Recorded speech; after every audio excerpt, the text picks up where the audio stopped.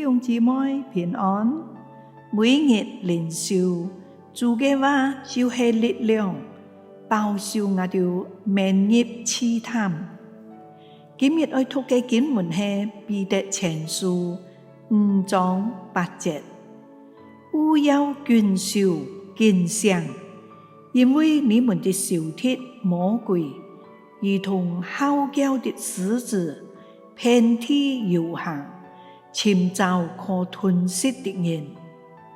小故事就講到，古時候有一隻牙尖嘴利嘅好愛降服人家嘅人，佢當中誇口話：我雖然冇乜嘅特殊嘅才華，但係好擅長蹦太腳。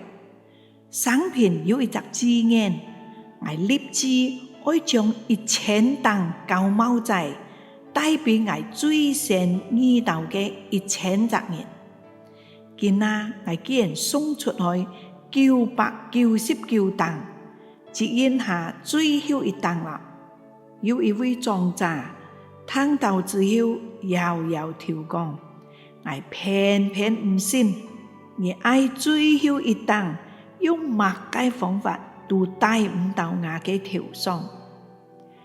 呢隻人一聽到就即刻講：先生講得好啱，我呢從南到北闖去大半隻功夫，但係好像先生樣心情剛切，唔中意蹦太腳嘅人，確實冇見過。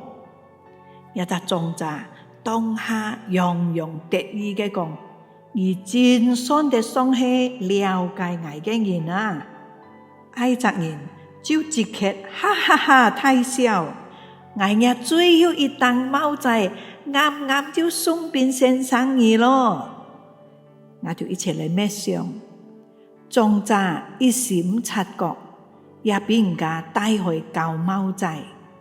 我就有時也會一時唔察覺，而跌落撒旦嘅圈套當中。所以千萬唔可以放鬆，無論何時何地，總係愛保持堅強嘅心。我哋一齊嚟禱告，我哋在天上嘅父神，我哋嘅想法充滿去屬靈嘅挑戰，從撒旦而來嘅誘惑和攻擊，常常使到我哋防不勝防，而跌落陷阱。求你保守我哋行在我嘅前途上，有你讓我哋同行，使我哋嘅信心堅挺。